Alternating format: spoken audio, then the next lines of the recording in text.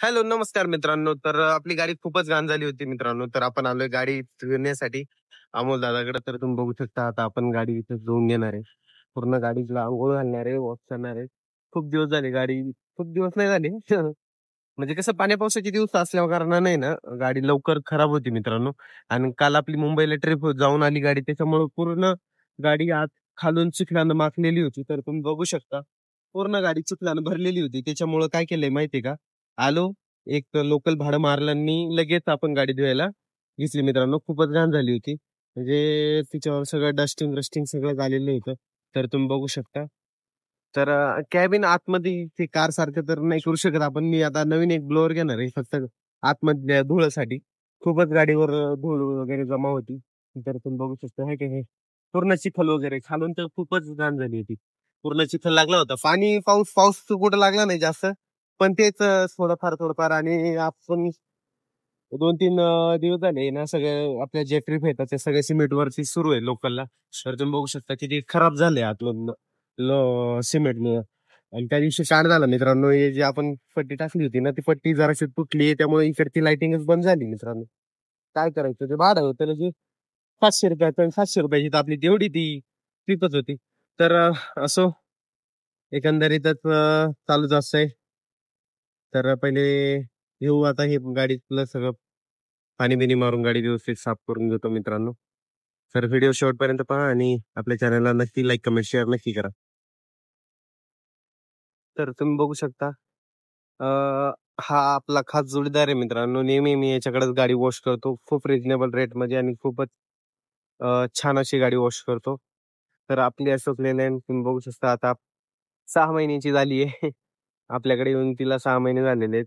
आणि आज रक्षाबंधन पण आहे, सण पण आहे, म्हणून मग मी गाडी धुवायचं ठरवलं आज. तर तुम्ही बघू शकता गाडीला पाणी जरी मारलं ना मित्रांनो, बघा गाडी कशी कशी वाटते.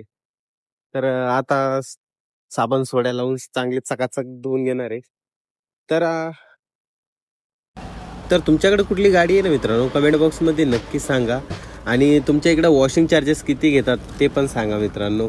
आणि तुम्ही किती दिवसातनं एकदा गाडी धुतली पाहिजे ते पण सांगा मित्रांनो. काय होतं माहिती आहे का, वारंवार गाडी धुतली ना मित्रांनो तर रस्टिंग लागायचं जास्त शक्यता असते. आणि हा जो मित्र आहे ना माझा, तो खूपच छान गाडी धुतो नेहमी माझी. तर मला एकच म्हणायचं होतं मित्रांनो की वारंवार गाडी धुतली का रस्टिंग लागते. आता आपली नवीन गाडी, त्यामुळं आपण आठवड्याला तरी पाणी मारतोच तिला. आठवड्यात एकदा मारलं पाहिजे. तर मित्रांनो गाडी झाली धुवून आणि त्याच्यानंतर मी आलो गाडीचे व्हील अलाइनमेंट करण्यासाठी. कारण की आपली गाडी वेळेवर जर व्हील अलाइनमेंट नाही केली तर गाडीचा टायर लवकर संपतो मित्रांनो. आतून बाहेरून कोणत्या साईडने घासायला सुरुवात होती, जास्त टायर घासल्या जातो, त्यामुळे लवकर टायर उघडत असतो. तर मित्रांनो मी बघू शकता तुम्ही श्री टायर्समध्ये आले मित्रांनो. इथं खूप छान असं 3D टाईपनं व्हील अलाइनमेंट केलं जातं. गाडीचं बॅलन्सिंग वगैरे सगळं काम केलं जातं आहे. तर मित्रांनो इथं आलो आहे, आता गाडी लावून घेणार आहे. गाडीचा टायर पलटी मारून घेतला आणि आता त्या ठिकाणी गाडी लावणार आहे जिथं स्कॉर्पिओ लागलेली. आणि गाडी आपली 3D स्कॅन करून गाडी आपली व्हील अलाइनमेंट करणार आहे गाडीचं मित्रांनो. तर मित्रांनो माझ्या गाडीमध्ये फक्त एकच प्रॉब्लेम आहे. काय आहे, आतून गाडीचा टायर चाटल्या जातो मित्रांनो नेहमी. तर तो एक प्रॉब्लेम मला सॉल्व करायचा आहे. जायचं आहे पुण्याला शोरूमला. तर ते काम कसं होतं काय होते मी तिकडे गेल्याच्या नंतर तुम्हाला नक्कीच दाखवेल. आणि हा व्लॉग इथंच संपला मित्रांनो. आपल्या चॅनलला लाईक, कमेंट, शेअर नक्की करा.